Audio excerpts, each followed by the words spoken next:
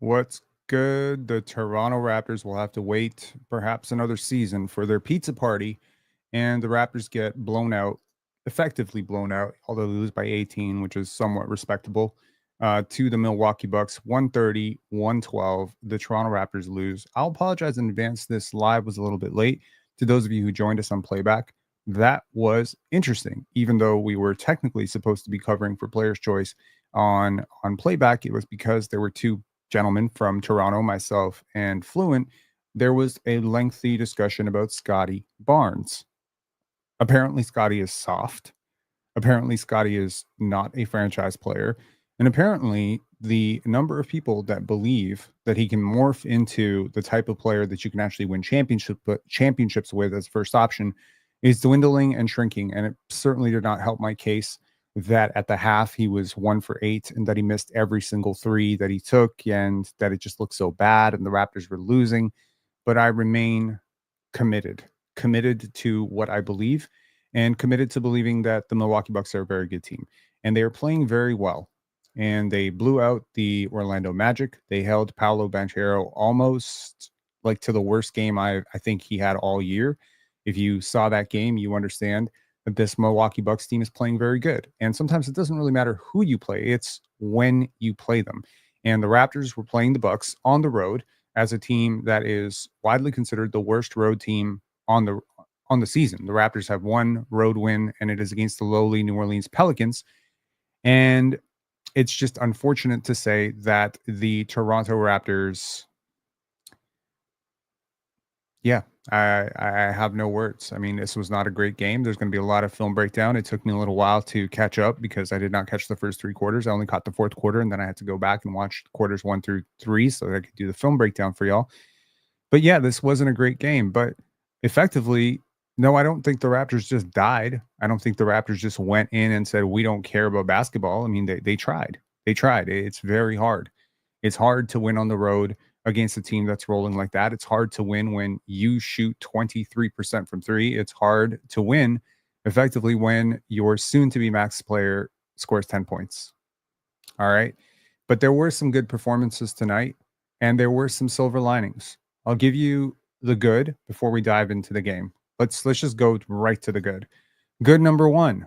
Charlotte won tonight. New Orleans won tonight. Toronto lost tonight. You know what that means? That means you are effectively and officially the second worst team in the league. Keep that energy up. That's a good thing. This is a good thing. We were talking about potentially, the Raptors, everything, from Scottie talking to TSN for the radio interview after the last game. We're trying to get the pizza party. We want to win. Everything was about we want to win. We want to win. And I was getting a little bit scared. I was like, uh-oh. Is this one of those things where this team has turned a corner? There was some mention of a team meeting. After the last loss to the Milwaukee Bucks, there was mention of a team meeting. And then, of course, the Raptors did come out and beat the crap out of the Boston Celtics when they were fully healthy. And they did beat the Golden State Warriors. And so you start to think to yourself, is this team just turning a corner? And now they're going to have all these, they're just going to play at like a 38 win pace the rest of the way, end up with the eighth record. And I don't know. Bueno Kitty said, I think Penn said to aim for 3 for best percentage. Yep. I mean, obviously you want to aim for 1, but if you can't aim for 1, aim for 2 or 3. Your odds are 14% either way. And if you consider this draft a 1 or 2, right? If you consider this Cooper Flagg or Dylan Harper, and then there's a massive fall off, then being third, second, or first does not swing your odds towards getting either one of those guys. It doesn't matter at all. The top 3 picks are decided, I believe, if it's the top 3 picks or the top 4 picks are decided by lottery balls, and then everything else is done in descending order. Yes, that is the correct one. So as long as you are among the bottom 4 teams, I believe your odds don't go down drastically. Of course, what ends up happening is it depends really how you see the draft. If you see the draft as this is a 6-player draft at the very top, like there is a really core 6, and every one of these players has the potential to become an all-star franchise player, all NBA type of person, well then, yes, you really, really do need to aim to stay at the bottom 2. If you see this draft as more, it's Dylan Harper, Cooper Flagg at the very top, and then there's like 7 prospects we're cool with, whether that be Kasparis, whether that be VJ, whether that be Kaman, whether that be Trey. If you see it like that, then it doesn't really matter. 4, 5, 3, 6, 7. It's okay. All right. The professional chemist dropped the link, fool. What link? The call in link? Oh, right. I did not add a call in link. My bad. Hang on. I will add it in. I apologize. I should have added it in. There's your call in link if you want to call in. Okay. So where are we at? Okay, let's take a look at this game. I think RJ. Oh, wait, I forgot the silver lining. Silver lining number 2. So forget the tank for a second. Silver lining number 2. Kelly Olynyk played well. Bruce Brown played really well. And I think Chris Boucher played all right. So if you believe the hype that these are the 3 guys that you potentially dangling, well, this was a good exhibit for them, right? You've kind of lost the stench of, you don't have any embarrassing losing streaks going on right now. You don't know, like, oh, they've lost 18 straight, everyone's trash. No, you just beat the Boston Celtics, and believe me, it was very, very public. Everyone talked about the Raptors beating the Boston Celtics. Everybody, I'm not saying everybody in the world watched that game, but everyone in the world was aware of that game. When you beat Steph Curry, when you beat Jason Tatum and the Boston Celtics and the defending champions, I think you accomplished what you wanted to accomplish, which is to say that, hey, we're not a completely trash team. Okay. Uh, Johnny A saying Davion play okay too. A little bit of a mixed bag. I thought Davion struggled early, but congrats to him, for getting downhill a couple of times and taking the shots that he's supposed to take, that he's working on. I think he played okay. I think Damian Lillard and Giannis Antetokounmpo is a really, really tough matchup. I think Scottie had really good moments on Giannis. I think he had some bad moments on Giannis. It's a really mixed bag, and we'll take a look at some of the film. But obviously, the tail of the tape is that the Bucks lived at the free throw line. They lived at the charity line. And how many of those free throws did they earn? I mean, you could argue 70% of them, 75 to 80% of them. I think some of them were a little bit ticky-tack. But as you can see, the Raptors never led in this game. When we were on playback, there was a joke made early in the game when the Bucks jumped out to a 3-0 lead that the Raptors would never lead again. And I was like, hang on, not so fast. This Raptors team has been playing gritty. And then, of course, mud on my face. It always sucks to be in a crowd of haters when your team is losing by a lot. I was kind of hoping that Scottie would clamp up Giannis again, because I did make a lot of mention of that on the panel, but it didn't happen tonight. But I thought Scottie had some very, very good moments on Giannis. Scottie struggled hard. He struggled hard with the Bucks' size. He struggled hard with, Brook Lopez and Giannis. He blew a point blank layup. He missed every one of his threes, including multiple threes on the same possession, which was a reset. I thought he passed really well, but I thought he was a little bit passive tonight. I do think he was passive. I mean, I think both RJ and Scottie were a little inefficient tonight. And yeah, I mean, RJ, he had 21 and 10. Scottie had 10, 10, and 8, and 2 blocks and 2 steals with 3 turnovers. Yeah, the process was not great. Scottie led also all players on the Raptors with a -14. And I thought Grady had some good moments. That floater, the sort of scoop shot over was it over Giannis? I believe it was over Giannis. That was pretty cool. Tried to take a charge at one point on Giannis. That was pretty gutsy. I don't think he got the call. Jonathan Mobo was back in the lineup. He scored 4 points, including a beautiful, beautiful dish from RJ Barrett. And a lot of this game was, basically garbage time, right? But yeah, I thought Bruce Brown played very commendably off the bench, and I think Jamal Shad struggled a little bit. He missed his only 3 by a lot. He airballed it, and I thought Kelly Olynyk provided a lot of great spacing. He was the first big off the bench. He was the first player off the bench in the second half, and the Raptors were down 14 at the half. They started this game out 14-3. They couldn't hit a shot. The only shot they hit was a Davion and one. And yeah, it was just really Giannis, Dame living at the line. A lot of that. And the Bucks shooters actually hitting shots. The Bucks shot 41.9% from 3, 51.9% from the field, and they got to the line 41 times. You got to the line 24 times and shot 23.5%. And I'm sorry, when that is the math, when that's the calculus, you're never going to win a game. There's no chance in hell that this happens where the other team gets almost double the fouls and makes almost twice the 3-point rate, you're not going to win most games like that, no matter how hard you compete. And I do think that the Raptors deserve some credit tonight. I do think they fought. I do think they fought. I thought Jakob Poeltl fought. I thought he fought on the glass. I thought, it's not easy. He drew the matchup of Giannis Antetokounmpo a few times because Scottie did get in some early foul trouble and played most of the fourth quarter with his 5 fouls. So, Billy saying we are cooked. Sure, man. I mean, sure.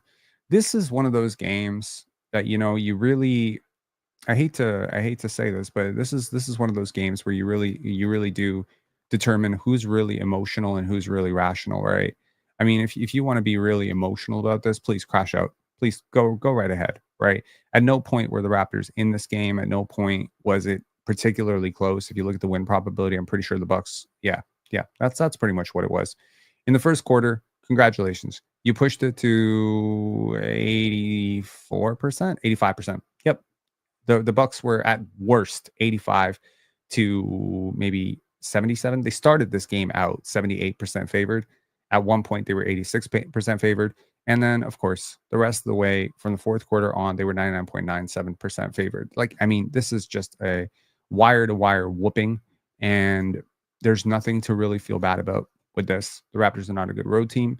They were missing Ochai Agbaji, who I think would have helped tremendously tonight. I don't think it wouldn't have swung the balance at all. Nice Win saying, bro, Mobo is not NBA ready yet. I think he just had a really tough game to some extent. He looked a little bit out of sorts, got cooked a few times defensively, but I certainly don't think he's not NBA ready, right? I really don't. I don't think that that's true. I thought he was okay, but he needs work. Who doesn't need work? What rookie out there doesn't need work? I mean, Dalton Connect needs work. Khalil Ware needs work. Zach Edey needs work. They all need work. I mean, you got a guy at 31 who I genuinely think is a serviceable NBA role player. I think that's pretty valuable. And again, there's a lot of work that went in this past offseason. There's a lot of work that's going to go into this offseason. And at some point, you're going to break through. I firmly believe this. Today, being on the panel, being on playback, we'll take a look at the film breakdown. Just give me 1 second here to load that up. But I want to get this off. Today on the not on the panel, sorry, on playback, we were player's choice on playback, and I got to tell you, man, that was depressing as hell. I mean, not nearly as depressing as watching Scottie Barnes holding his head in a towel on the bench in the fourth quarter, wondering where it all went so wrong. But it was depressing because you're getting pushed so hard about how trash your team is, and I sort of felt your pain. You as fans, us as fans. I sort of felt like that when your team is bad, and is sort of like the laughing stock of the league, right? When all of your Scottie is a superstar, Scottie is an all-star, Scottie's better than Kate, Scottie's better than Paolo, Scottie's better than blah, blah, blah. All those takes get dragged up from the internet archives, and you're made to look like an absolute idiot. And then people are like, "Look, your take aged like milk. Oh, how's this looking now?" I understand that there is an impulse to about turn to become very emotional, either to swallow sadness and just become very, very down on your team. I'm gonna post this here. That's the link for the call-in. Sorry, I forgot to put in the description, and I can't update the description while I'm live streaming. So unfortunately, it's just gonna sit. Devin Landry, patience, my friend. I appreciate the fact that it is 3 minutes away from 3 minutes away from midnight, but let me just get this off, and then I will definitely get to the film. So I appreciate that moments like this will sort of test your patience as a fan, and it can be very, very tempting to sort of slander the team or push back on Masai and have Liam said, Rob, can you drop a link of the playback video? Unfortunately, playback videos are not recorded. I don't think that Player's Choice is going to post it. So if you weren't there, you missed it. That's sort of the unfortunate thing about playback. But yeah, I mean, I can summarize the discussion as basically me saying, Scottie, people posting that video that I showed of, if Kawhi Leonard was 2 inches taller and a better passer, he'd be Scottie Barnes. And of course, I said that sort of flippantly and tongue in cheek. I obviously think Kawhi is a much better defender, and I'll be very, very happy if Scottie ever ascends to that level of player. But I I got to tell you, like, moments like that are sort of mentally tough, emotionally tough, where, people are really, really just coming at you, and you just you gotta stick to your truth, man.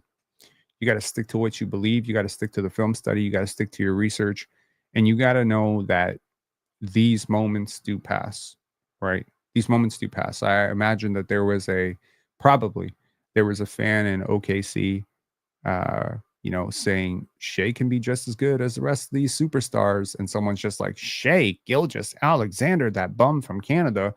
And, now where are those people? I mean, there certainly was a lot of pushback on Shea being a superstar. I'll tell you that right now. 3, 4 years into his career, hell yeah. All the losing.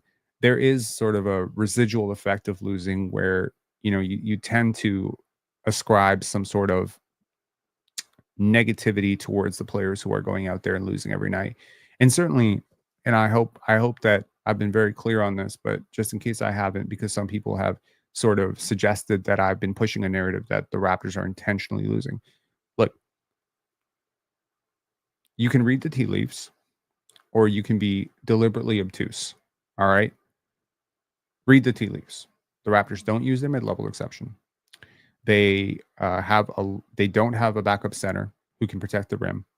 They are rolling into the season knowing that, Emmanuel quickly could get injured, and they have a backup guard rotation or backup point guard rotation of Jamal Shed and Davion Mitchell.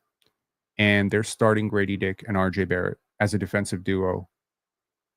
Do you think that they were aiming at a championship this year? What is it that you thought they were trying to do?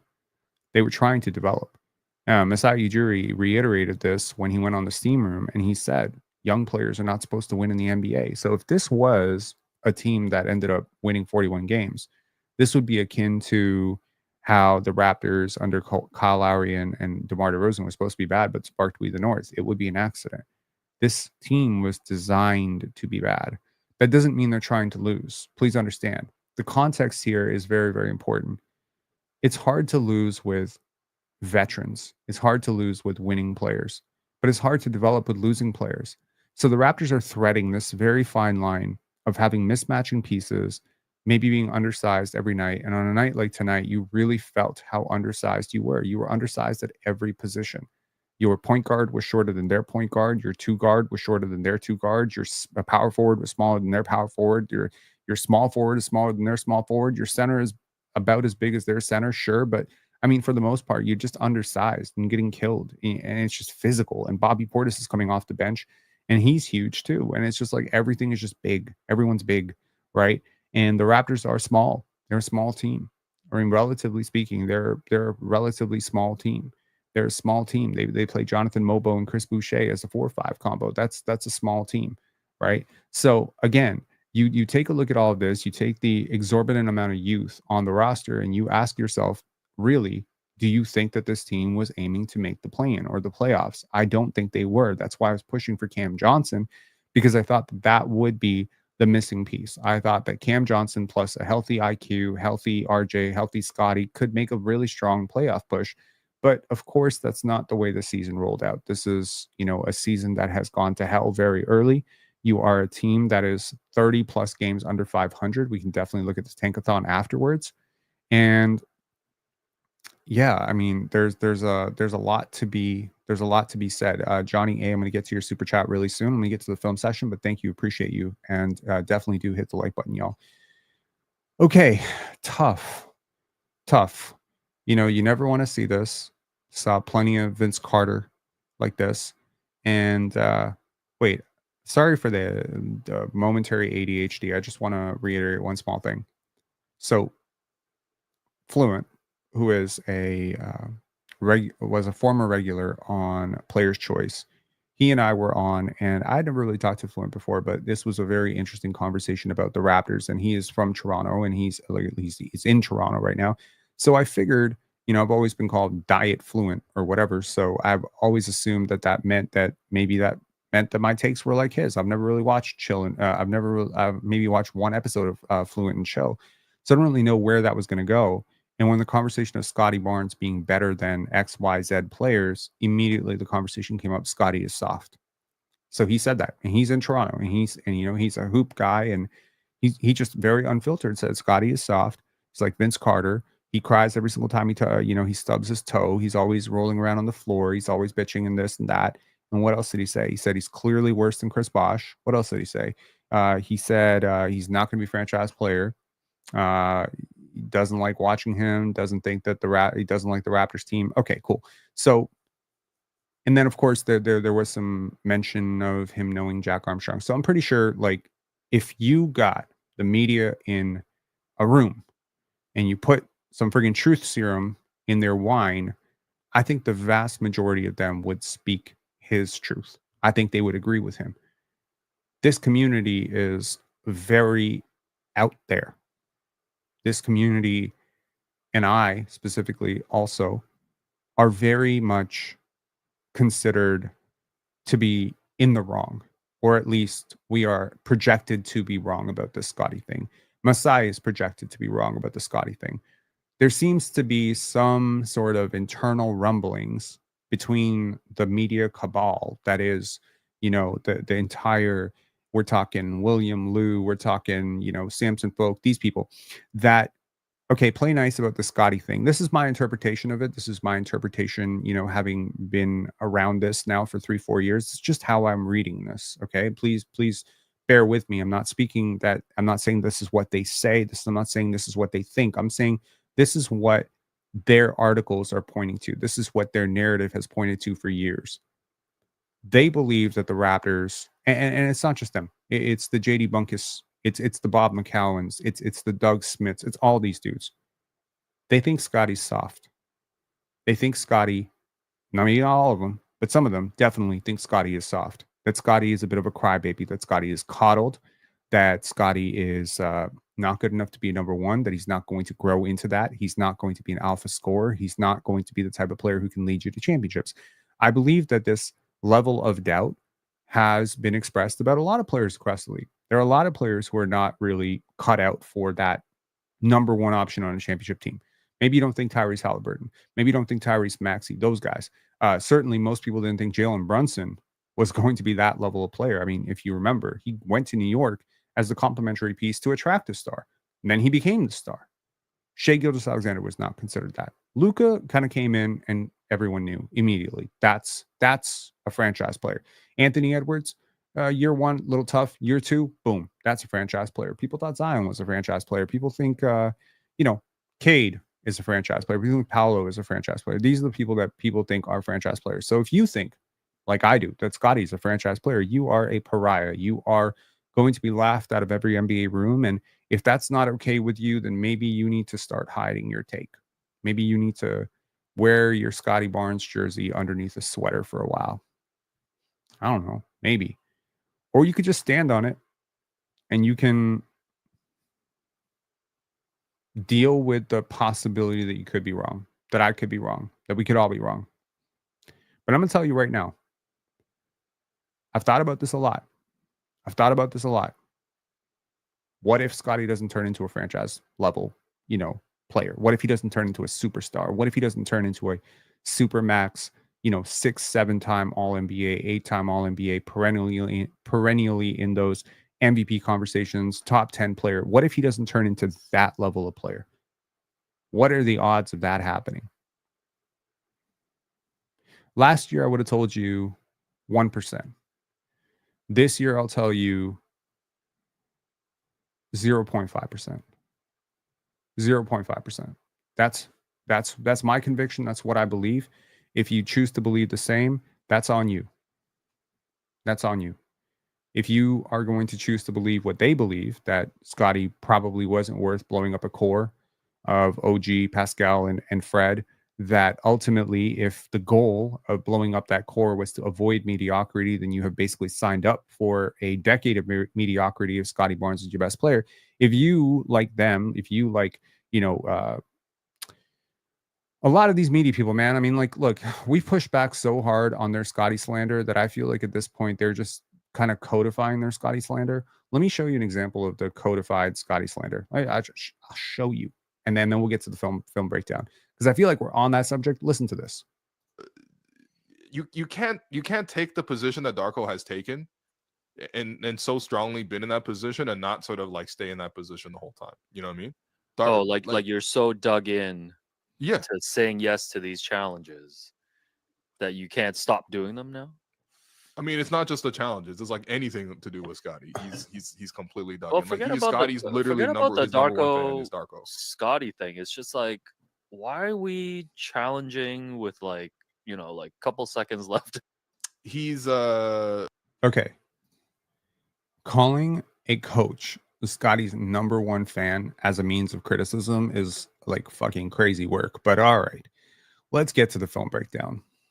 Enough jibber jabbering. And to this question, Josh Dimitri, I agree with you, Rob. But what makes you even more confident from this year specifically?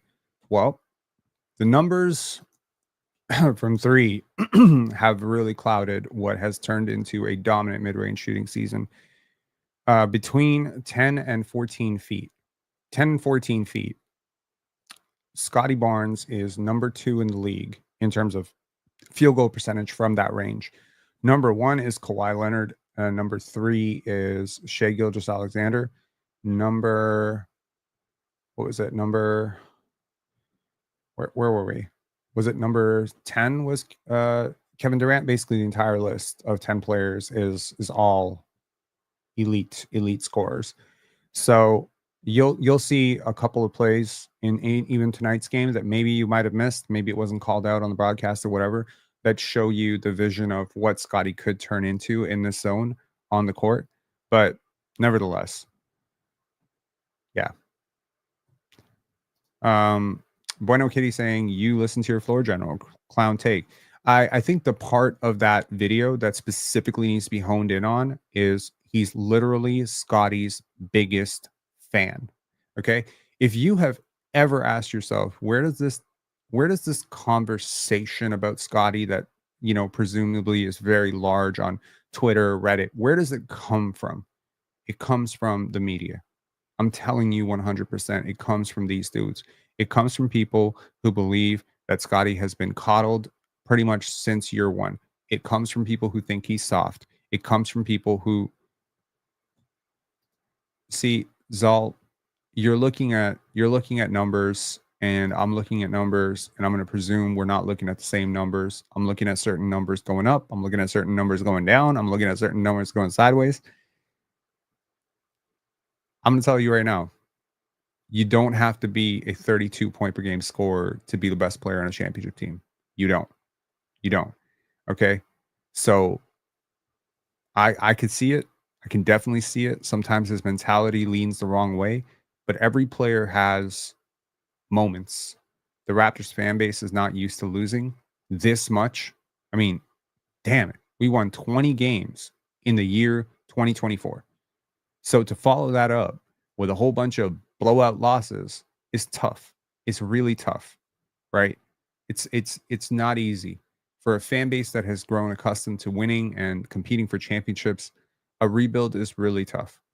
And if he is being presented as the reason they chose to rebuild, then I think to some extent he could bear a brunt of that frustration that people feel. Anyways, okay. Is this a foul? I really want to know because I would love to see if Davion gets here. Let me slow this down because I feel like Giannis was gifted a lot of calls tonight, and I could be wrong. Okay, so someone's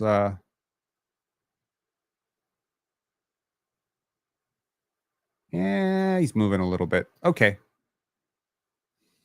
now this one's tough. Now, and this is what makes Giannis Dame pick and roll, which they don't go to often enough, or any sort of screen action with these two. That's what makes this really tough. Here, Giannis, little dribble handoff, sets the screen on Davion, and here, if you're Scottie Barnes, you must step up on Damian Lillard. You must. You must. You must stunt or you must switch. Like just you cannot just backpedal off and try to leave this up to Davion because Damian Lillard does not need this much space to score. Like this is an open shot for for Damian Lillard. Don't worry about the late contest. That does absolutely nothing. That's an open shot for a dead eye 3-point shooter. That's just really tough. Scottie Barnes, I mean, people are telling me this is 100% a foul. Is this a foul? Sure. Okay, cool. That's a foul. It happened really fast, but yes, it seems Scottie does clip him on his arm just a little bit. I mean, that's a really tough shot, man. Scottie, just don't do that final little poke. Okay. I think this is underrated play, and this is the play that makes you very encouraged for the future. Take a look at this play. Okay. So recently we have seen the Flavius film saying, my only criticism of Scottie is that his highs are too high and his lows are really low. But I guess that comes with age and experience. I can think of 5 really, really bad games this year. Like 5 really bad games. Maybe 4 really bad games, which I guess if you were winning, it wouldn't mean very much. Kawhi Leonard has bad games. Paolo has bad games. I think Paolo had a bad game last game against the Bucks. He was terrible. He grabbed 5 rebounds. You know what I mean? I think he had 5 rebounds, 1 assist. What the hell was Paolo's line? Hang on one second. I'm going to check out Paolo Banchero's. Because, I mean, again, most of the people in the NBA agree that Paolo is a franchise player, right? They do, right? I'm not stupid. What did he have against the Bucks? He shot 8 for 20. He had 5 rebounds and 2 assists. If Scottie Barnes had that line, 8 for 20, which I mean, Scottie was pretty close to that anyway, 5 rebounds, 2 assists, 0 steals, and a block, I think you would have people with pitchforks ready to meet him at the airport. Yeah, that's that. Okay, look, I'm going to avoid calling you stupid. I'm going to try to say it more politely. 8 for 20 with 5 rebounds and 2 assists is not better, and very little defense, by the way, is not better than the game Scottie had tonight. Okay?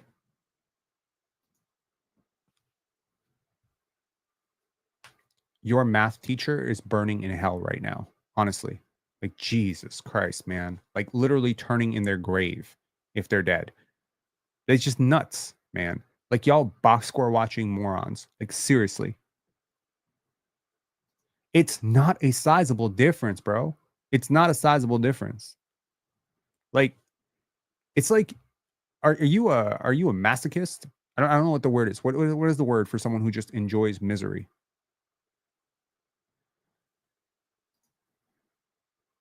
You're one. Okay. Right. Like, why are y'all so dumb? Like, okay, here's the thing. I appreciate basketball. Okay. Plain and simple. I appreciate basketball. EuroLeague, House League, Rec League. I don't care. I love watching all basketball. Okay. Find me the player who makes the right read, who finds the right pass a lot, who boxes out, who rebounds, who competes. My God, man. You watch Paolo defend. I'm not even slandering Paolo. Paolo is a fantastic player. But what are we doing here?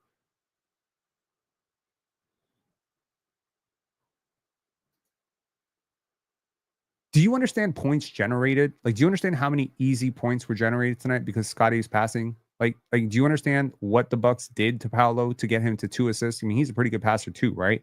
We can agree to that, right? Paolo is supposed to be a dominant scorer who's a great passer and a great rebounder. He had 5 rebounds. Okay. You can argue he played more minutes than Scottie. Maybe you want to argue that. I don't know. Shit. He also plays on a better team. Does that help? Yeah. Maybe Gary Trent's better than Paolo, you know? I don't know, man. When Gary was cooking 30 points per game, it was hard to tell people he wasn't a superstar. People like you just kept pushing the same bullshit narrative. Anyways, this play right here. So this play is what encourages me a lot. Okay. You watch AJ Green on Scottie Barnes, and whereas I think 3-4 weeks ago, right? 3-4 weeks ago, Giannis is going to trail and follow Bruce Brown. He's not going to double. But here, Giannis is going to double and lose Bruce Brown. And nobody is back to recover because Bobby Portis has to be out on Kelly Olynyk. This is where having a spacing big really helps. Okay. Because if Kelly Olynyk is not here, then Jakob Poeltl and Bobby Portis are in the paint. And that's what creates an extra layer of complication.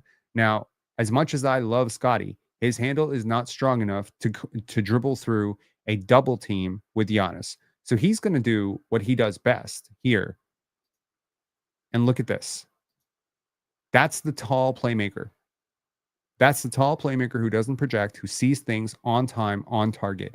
And he's going to find Bruce Brown for the easiest shot of the night. Okay. And that's a beautiful shot. You know, we talk about assists, we talk about advantage assists. That's an assist. He created that look for Bruce Brown. Bruce Brown is not open if Scottie can't do things like this. Now, here Scottie's going to go up against a very strong post defender in Bobby Portis. You can say what you want about Bobby Portis' lateral quickness, Bobby Portis' rim protection, but in the post, Bobby Portis is a beast. He's not an easy guy to move around. He's very strong. And here, he's going to contest, but there's just too much separation on that release, and Scottie Barnes is going to hit that. And that is why teams are going to have to adjust. Because to put things into perspective for the enemy of math in the chat over here, 60% on 2-pointers from 10 to 14 feet means every shot that Scottie takes between 10 to 14 feet is worth the same as every three that a 3-point shooter takes who shoots 40% from three. Do the math and tell me I'm wrong. That's a tough shot, and you have to double. If he is going to just obliterate defenses to the tune of 60% from that range, and 10 to 14 is exactly where he was when they doubled him, then you are going to find all sorts of passes, all sorts of cuts. And guess what the Raptors have been working on? Building around Scottie. Strong cutters, strong shooters, movement shooters. Guys like Grady, guys like Bruce Brown, Jacoby Walter when he gets back into the rotation, guys like RJ Barrett, guys like Emmanuel Quickley. These pieces fit. So the Raptors are going all in that this is going to work. And you know what? I think they're right.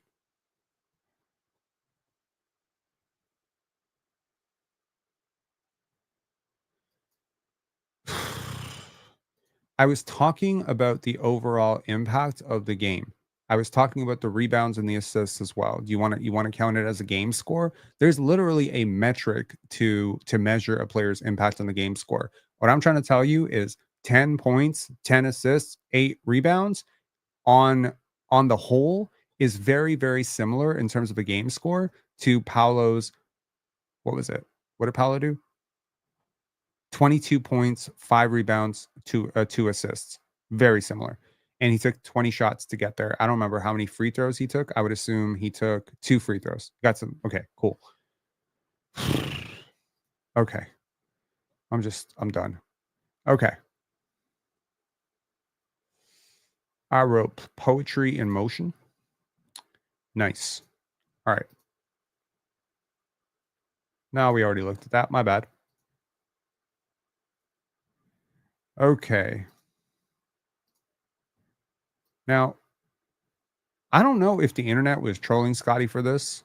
I saw a Scottie is never going to beat the allegations thing for this, so I'm assuming it was on this play. I was curious what play it was.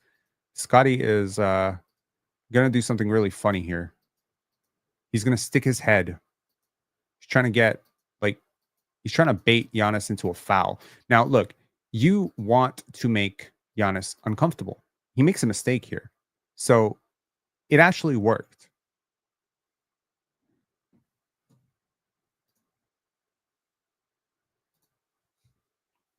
I wish you would call in, you piece of human trash. People like you, honestly, you don't deserve to be here. Peace. Peace, dummy. All right. All right. I'm really glad we did this late because can you imagine how many of these motherfucking trolls come out every time? And you know what the crazy part is? Most of these idiots are Toronto residents. That's your city, y'all. That is this city. All right. Man, those MVP trophies are going to be sweet as fuck. All right. So, look, I'm all for it. The greatest defenders in the league know one thing. You got to do your work early. You got to make guys uncomfortable. And here,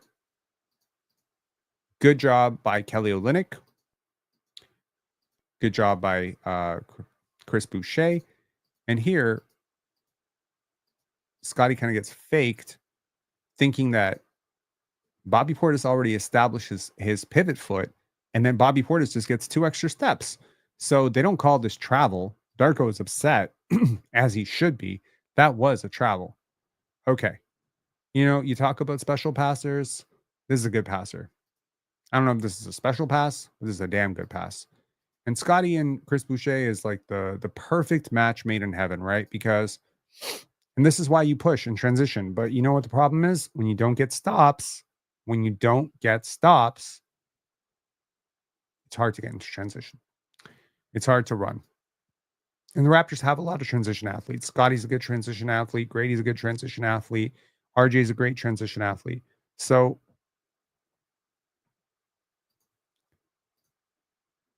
Bueno Kitty saying travel, that was a journey. For real, that was. Okay. Moving on. Okay. I mean, look, this is a crazy play. And you're going to see how difficult it is to guard a player like Damian Lillard. And, kudos to Davion Mitchell, who is going to do about as good job as he can here to navigate this screen. Now, again, I think Kelly Olynyk's doing the right thing there, recovering out to Brook Lopez. And they just reset this action. And they're just running it again. And they rescreen. Davion gets around, but this time he's a little bit late. Dame stops short, and it's 3 fouls. Sorry, it's 3 free throws and a foul. So it's just a really, really tough play. I think a lot of people were saying like, that's not good. That's not good. It's like, what do you want Davion to do? Brooke is a huge human being. So here's Scottie. This is to end the first quarter. Fun fact, the Raptors ended quarters really well. So that's one saving grace tonight. Grady is going to take this heave, and Kelly Olynyk, noticing it's going to be short, takes it for the lay-in. Nice. And you know what? Credit to Kelly. I know a lot of people have been, really, really pushing on him. I think he had a pretty good game tonight. This was a great pass by Jakob Poeltl. Loved it. RJ wasn't exactly cutting before Jakob threw this pass, but good read. And not really projecting it. And Grady sort of tried to screen Taurean Prince there, but nevertheless, RJ gets it through. Here, this is just really bad defense by Scottie Barnes. There's nothing more I can say about it. You need to cut this drive off. You need to slide your feet. You need to get with the defender, with the offensive player, and you need to cut this drive off. And obviously, you're going to try and force. I think Scottie was just suffering through a little bit of a Giannis fixation tonight. Like he just had this obsession with, I got to guard Giannis. And I think he had some very successful moments, but you also got to guard the rim. And you're the low man in here. You're the first guy back. You cannot give up something that sorry. And Darko called a timeout literally right after that play. Okay. This is great defense. I love this. And again, I think Scottie did a great job on Jason Tatum. And I think he did a great job on Giannis the last time they played them. And I think he did a pretty good job on Giannis tonight. Look at this defense. Okay. Again, this is a very strong human being. Usually when Giannis bumps, you fall back. Scottie is able to bump and stay with him. Okay. So Giannis is going to pass out. This is what Giannis did routinely tonight. Right. That's a very fair point. He didn't want to pick up his 5th foul. I understand. But you still have to cut that drive off. I'm not saying make some last ditch crazy ass block attempt where, it's a 50-50 call and put the, but you're big enough and he's not good enough. It's not Ja Morant.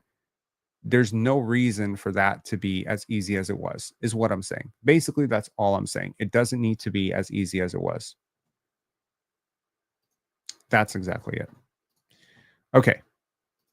And here on the repost, Taurean Prince sort of projects that pass. Scottie gets away with a little bit of a travel there, and just a great pass to RJ Barrett. Perfect. Watch that again. Okay, again, boom. Giannis is trying to get downhill. Can't do it. Right? Boom. Cuts him off. That's great defense. That's phenomenal defense. This is not phenomenal defense by Kelly Olynyk and Scottie Barnes. Now, Scottie is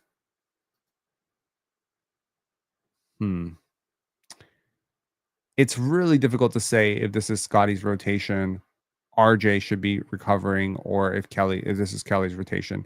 But it seems like both Scottie and Davion have their mindset on Damian Lillard, and someone needs to get back to Giannis, and nobody does. RJ is going to be late. Scottie's going to be late. Kelly is hopeless in these situations, and it's going to result in just a wide open dunk, right? So I think I need to see a little bit more of this play. Hang on one second. Let me just see here.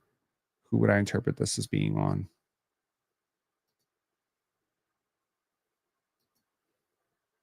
I'm inclined to say that's on Kelly. Yeah. I mean, RJ made a business decision there. He's like, I'm not getting put on a poster and picking up an and one. I'm perfectly fine with it. You have no chance of stopping Giannis. When he is that saying that's bad D by RJ, RJ can't really do anything when he's in that position. He's late. And when you're late, you just have to make a good decision. I mean, there's no need to be put on a poster to say volunteer points. No, Giannis is one of the best finishers in the league. He's going to finish that play, whether you hit him or, like you're not a shot blocker. RJ is not a shot blocker. There aren't two players on this team that could have done very much about that who played tonight. Maybe one day Ulrich can do something about it. This was a great play by RJ Barrett. Take a look at this. Little manipulation. Damian Lillard trying to shed his terrible defender tag, just poking away, gambling, fouling. And Brooke Lopez is going to try and cheat there and makes the perfect little dump off to Kelly Olynyk. I love that pass. That was great. Just so you are aware of how good the Bucks have been over the last 10 games, this is the Milwaukee Bucks. In terms of defensive efficiency, they have been one of the top 5 defenses in the league for the last 10 games. That includes not tonight, and tonight it will only go up, but that includes the game against the Magic. Let me see who they faced. Let's see here. I mean, they've moved to 4th in the Eastern Conference now, and if you remember how they started, I mean, they're on a 3-game win streak for a reason. But let me just look at their Bucks schedule. Who have they faced? I know they faced the Magic last, but Bucks schedule.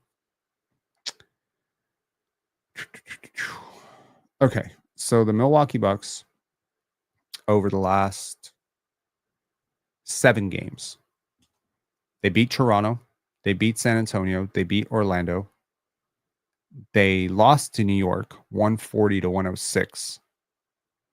They beat Sacramento, which lately has been very, very hard to do. They beat Orlando by a lot.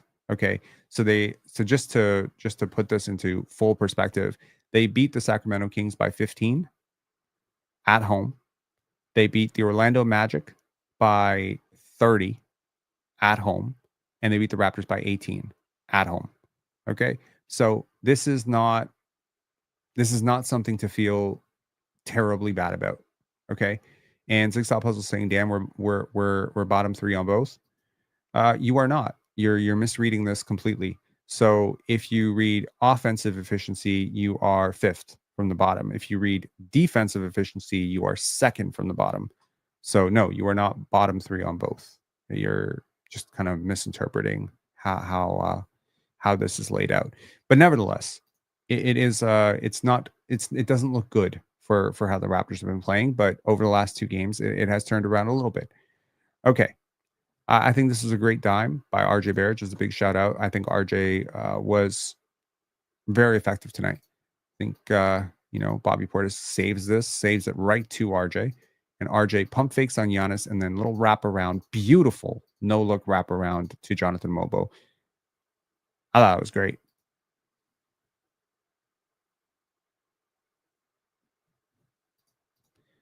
Jack, Nets are a funny team going nuts against the Lakers just because.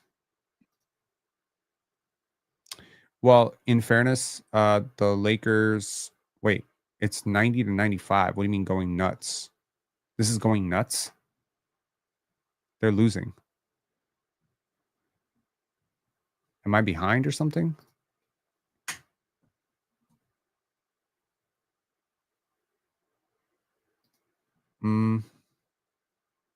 I mean, it's worth noting the Los Angeles Lakers are really, really, really bad defensively, and they're missing by far their best defender tonight in Anthony Davis. So, yeah, these are not like I realize people still have this illusion that LeBron James is some fantastic player who's supposed to carry you to championships right now, but he's not that player right now. He's got 27 points on 11 for 16, but his defense has fallen off so much. He cannot carry a lineup of Rui Hachimura, Austin Reeves, Max Christie, and Jackson Hayes to a lot of wins. I mean, I think he should be good enough to beat an undermanned Nets team that's trying to lose, and most likely he will. But yeah, I mean, this is not a foregone conclusion, and this is not a Lakers team that is very dominant at all. Also, the Orlando Magic got blown out by more than 25, 26, 27 points tonight by the same Boston Celtics team that you just beat. So, maybe feel good about it. You lost to the Bucks. I mean, we can all agree the Magic are a good team, right? Great, cool. So I'll give you something to cope with, as you go to sleep tonight. You lost to the Bucks by fewer points than the Orlando Magic. Cool. And oh, by the way, you beat the Boston Celtics, and the Boston Celtics just blew out the Orlando Magic. Okay, cool. So what does that mean? Let's see how many points Paolo had tonight. Paolo had 21 points, 4 rebounds, 4 assists. Cool. Cole Anthony had 23. Wendell Carter, Tristan Da Silva, Contavious Caldwell Pope, Jonathan Isaac, Corey Joseph. I mean, are you really telling me that there is a Anthony Black, Caleb Houston, Trevelyan Queen? Is there a really, really, really big difference between the supporting cast Paolo has right now and the supporting cast Scottie has right now?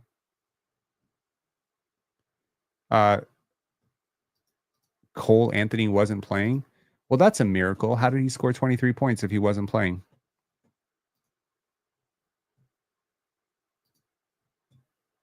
That's a miracle. He scored 23 points from the bus. That's amazing. Okay. Mula Meech saying Paolo just came off an injury. Cool. I get it. I get it. But I don't think Scottie was extended any grace when he was coming off an injury, and he balled out. I'm just saying, I'm not slandering Paolo. I'm just saying, if you want something to cope with, I really don't need this shit to cope with. But if you need something to cope with, there's your cope. Okay. Great time by RJ. Also, may I remind you that this Magic team won without Paolo and Franz a lot. They were winning with Jalen Suggs. You know what I mean? That's a decent team out there, and they're very well coached. Okay. Me trying to boost Bruce Brown's trade value. I even did something very cool. Right at the beginning of this clip, he's trying to handle the ball, and he ends up losing it. So I clipped that out. Nice. And just showed him cooking the shit out of AJ Green and hitting this nice reverse layup. There we go. Almost turned it over. Absolutely. Better bigs, in my opinion. Yo, Jonathan Isaac would be our best defender by far. Anthony Black would be starting for us easily. Tristan Da Silva would probably be high rotation player for us. Jet Howard would be a high rotation player for us. Caleb Houston would be a high rotation player for us. I don't think you understand the seismic gap in these two, supporting cores. However, the Raptors are a really young team. I trust their development, and whatever I feel about where Jonathan Mobo and Jamal Shad are today, I believe they will be way further along next year. 100%. Someone asked me if I'm watching NFL this weekend. No, I am not a football fan. Yes, despite being American, I am not a football fan. Nor am I a baseball fan. Nor am I really a hockey fan. I am a basketball fan. Love this break. Beautiful. No look. 3-on-1. Not going to screw it up. Love it. And it was funny because we clicked onto this right as playback was starting. Sorry, as we were on playback, and I said, there you go, Magic Johnson, because I did compare Scottie to Magic Johnson many times. Anyways, takeaway from this game, the tank rolls on. It's not a bad result. Certainly not something that you need to be too sad about. Let's get to the super chat here. What do you think the Raptors need to improve most for 2026? Hit the like button, y'all. Please do hit the like button. Let me just drink some water before I get to this.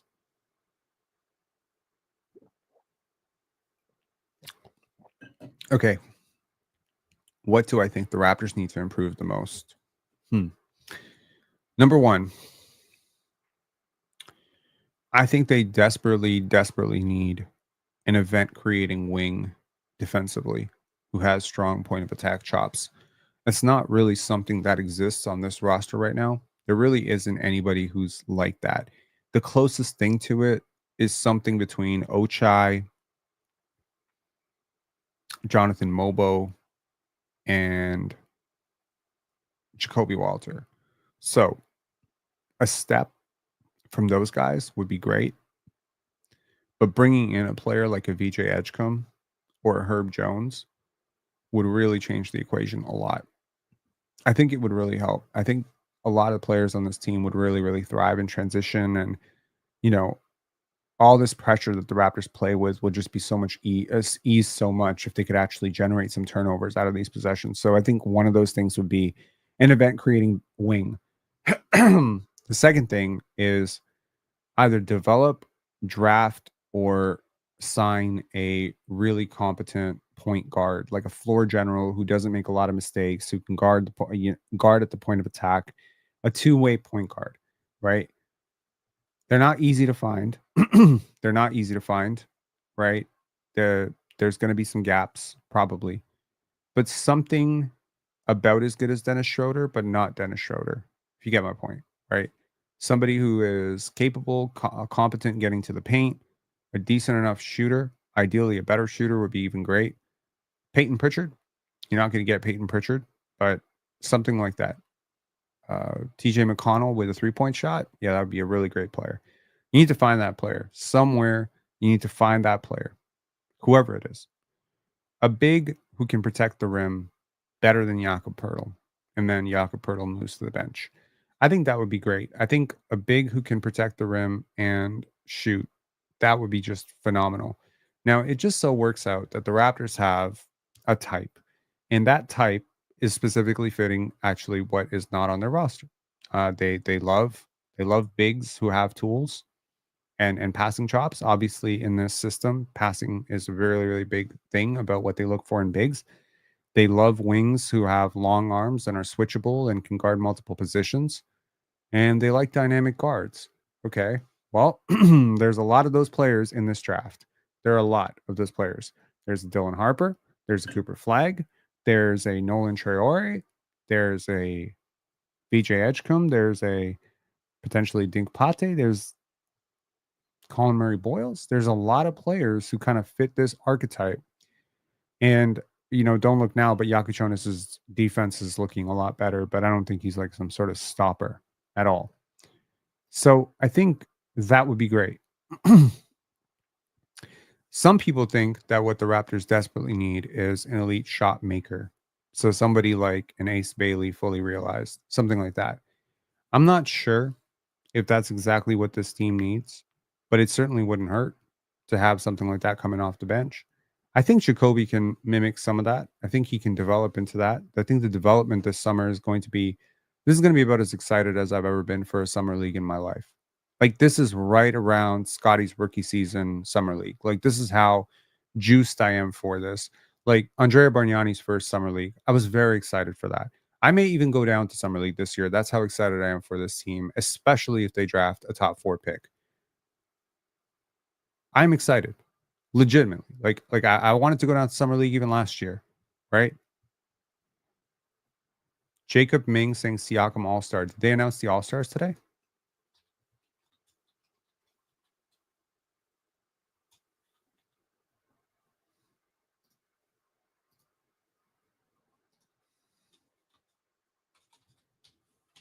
That's awesome.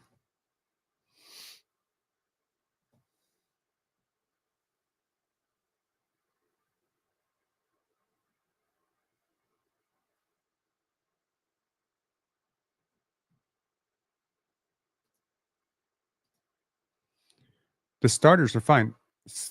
Siakam's a starter?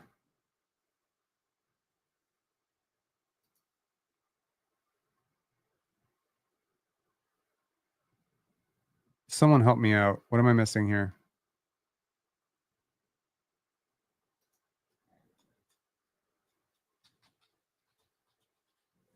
Am I crazy? I don't think the reserves have been announced yet.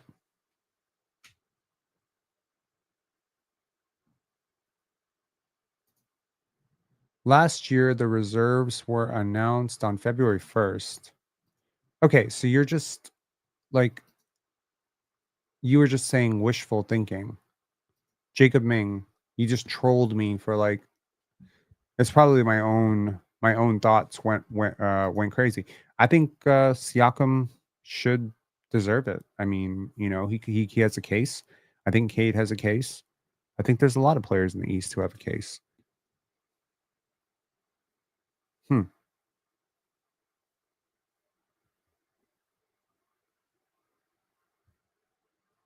Okay. Anyway, so yeah, so to answer the super chat, those are some of the things that I need. I think I would look at an upgrade to the bench. So specifically, not the bench necessarily. Obviously, that will be upgraded, but I would look at maybe changing up the coaching staff a little bit, bringing in a little bit more of an experienced defensive coordinator. I'm not saying Pat Delaney is not experienced. I really don't know a hell of a lot about Pat Delaney other than his defense worked in Orlando. It hasn't worked in Toronto, and it didn't work in Washington. That's difficult though. And one of the things I will say is, and this is something that, when Awful Coaching and I did that video, this is something I push back on a lot. When I watch great defensive teams play, they are able to do things physically that this team cannot do. There is not a defender that is being asked to do as much as Grady Dick or RJ Barrett on the Thunder right now. Those defenders do not exist. And there's a reason why, right? There's a reason why the swap from the worst well, Josh Giddey is not a good defender. We can agree on that? Sure. Alex Caruso, per the analytics, might be the best defender or the best perimeter defender in the league. Swapping out Josh Giddey for Alex Caruso is basically a complete swap of youth for veteran and offense for defense. And it's not to say Alex is not a good and effective offensive player. He's just obviously a lot more limited than Josh. But in that system, it works. Adding Alex Caruso, even though he doesn't really start very often for that team, off the bench has taken that team from a really good defense last year to possibly one of the best defenses in the league. So if you swapped RJ Barrett right now for Alex Caruso, would you be a much, much better defensive team? Yes, you would be much better. And suddenly you're singing, Pat Delaney's praises as Scottie and Alex Caruso are shutting down the side of the floor. If you had a prime Rudy Gobert in place of a Jakob Pertl, I mean, you would be saying the same thing. You'd be like, wow, no one can score on the Raptors. The Raptors defense is so good. Personnel matters. How many times did you see tonight where Kelly Olynyk is a low man and he has his hands down as Giannis just completes an alley-oop over him? There's nothing you can do. The Raptors fouled a little bit too much tonight for my take. But, when you're on the road, this is where youth and experience is really going to show up. Being on the road is hard. In the NBA, being on the road is hard. Role players struggle on the road. This team is basically 90% role players, right? Young players struggle on the road. This team is basically 90% young players. So what do you want, right? This is not supposed to be a win. Good win for the tank. What do the Raptors have next? I swear I have Alzheimer's. Like I struggle remembering their schedule and I should know it. Okay.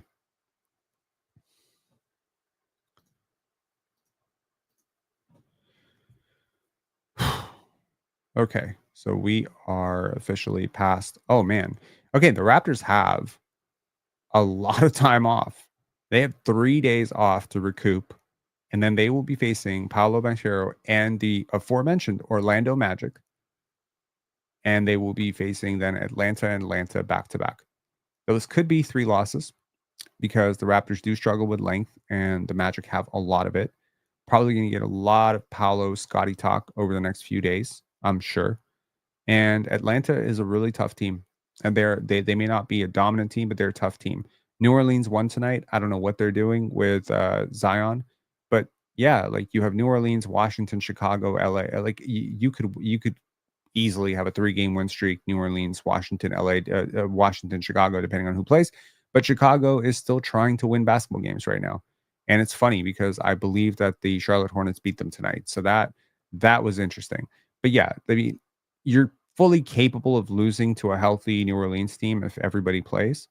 And I'm noticing a trend around the league that a lot of teams are playing their rotations. They're playing, I don't know if the league themselves are basically telling these teams, you have to play these healthy players. And if you're not going to play these healthy players, we're going to fine you, or, we're going to dock you a draft pick or something. If there's talks about this shit going on behind the scenes, because I don't think the league just wants 8 to 9 teams just go out there and try to lose games. I think that makes for a very uncompetitive, very gross product to watch. And I don't think that the league would necessarily be happy with that.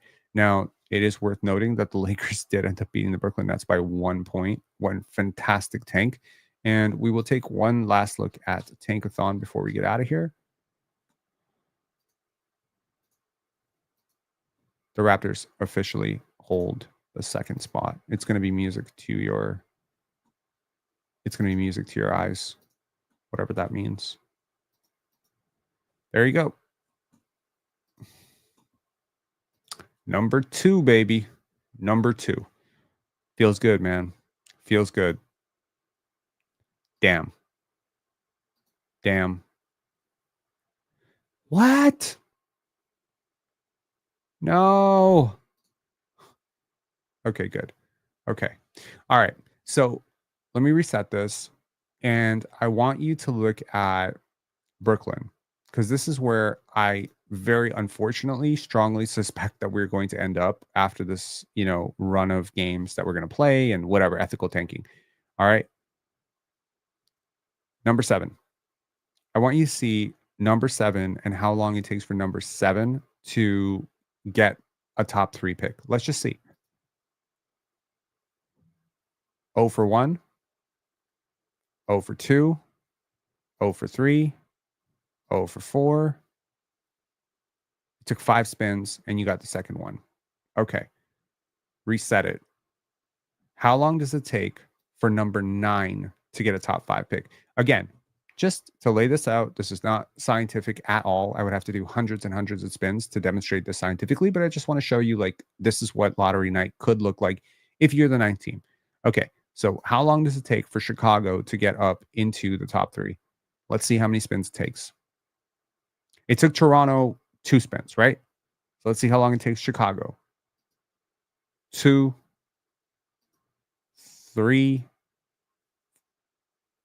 4, 5, 6, 7, 8, 9, 10, 11. 12th spin. Okay, nice. Reset it. Let's see how long it takes a team with 1.5% odds to make it, like the Miami Heat. Okay, so this is the Miami Heat. Let's see how long it takes Miami to make it. This might be a while. Bear with me. 1, 2, 3, 4, 5, 6, 8, 9, 10, 11, 12, 13, 14, 15, 16, 17, 18. Wow. 19, 20, 21, 22, 23.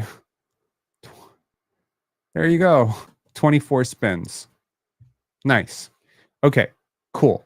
Was it 24 or 29? I counted 24. Am I wrong? Okay. So, point being, there's always going to be a chance. You just want to maximize your chances. I would love to end up with a bottom 4 record. That's my goal. That's what I got. Okay. The Hawks odds last year, provided these odds remain the same, were 6%. 6%. That's roughly 1 in 19. So in 1 in 19 spins, I mean, thinking of it differently, probability is a really difficult thing for some people to wrap their head around. But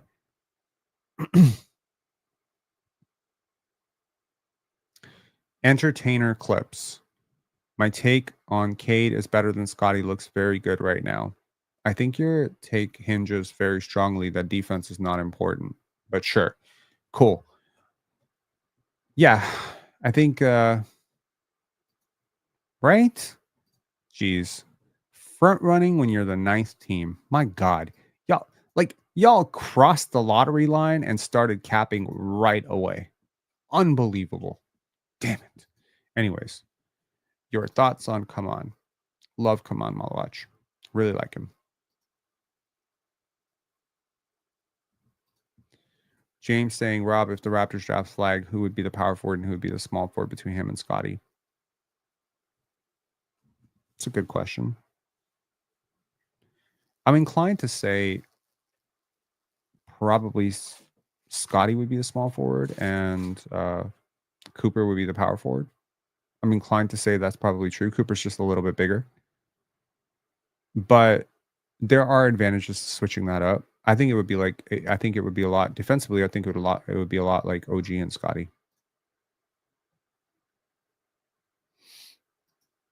Yeah, but I think Cooper projects to be a better rim protector. So I would rather him be a little bit lower. Honestly, I think Cooper would be a great small ball center at some point in some lineups too.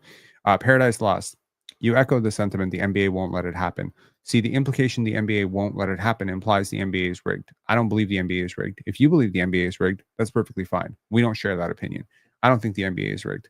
There's no real reason for the NBA to send Zion Williamson, who was, at least at the time, the most marketable, figure, one of the most marketable athletes immediately in the sport, to New Orleans. It makes no sense, right? It just doesn't make sense, right?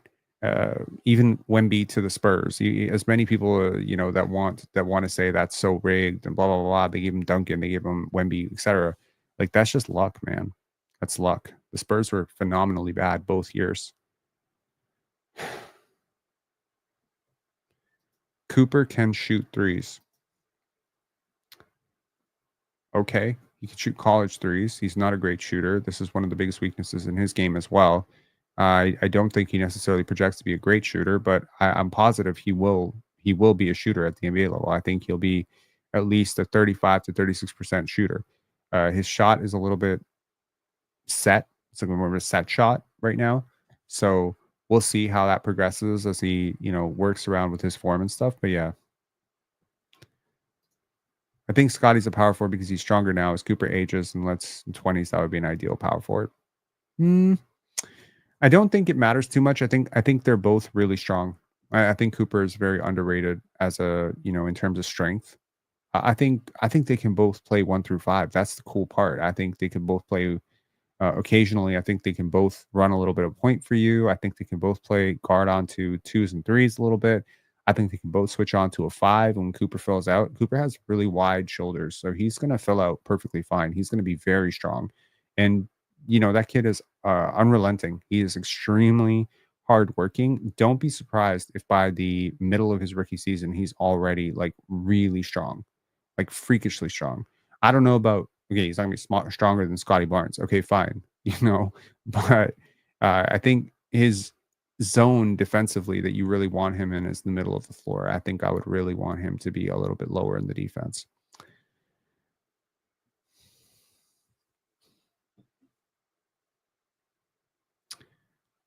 If we got Cooper, what would I want our starting 5 to be? I would want Scottie, Cooper, Grady, a stretch big, and probably Emmanuel Quickly. Yeah. So I don't know. Maybe you go after Miles Turner. Anyways, yeah.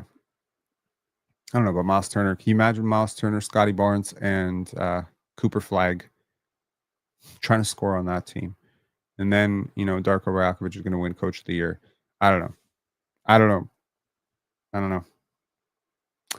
But yeah, I'm inclined to say that all of this work that the Raptors are doing, it will pay off. Scottie says something really interesting in the TSN interview after the win against the Boston Celtics, where he said, I trust my work. I trust his work too. And I trust this team's work. And I know it is bumpy. I realize that. I know that it probably feels like you don't really have a foot to stand on. You're the second worst team in the league right now. You know what I mean? Like, you're 10-32. This is embarrassing. And I just want to let you know that shame is not a productive emotion. It's not a productive emotion. It's not productive for you to feel shame. It's not productive for you to feel that humiliation or whatever you want to feel. I mean, if you want to feel it, you feel it. I'm just letting you know, I don't think that it's that productive. Anyways, I'll talk to y'all later. Have a great night. We'll see you likely on Sunday for a live. Drop a comment later and let me know what subject you would like to cover on the Sunday live. I would be open to suggestions. All right, peace.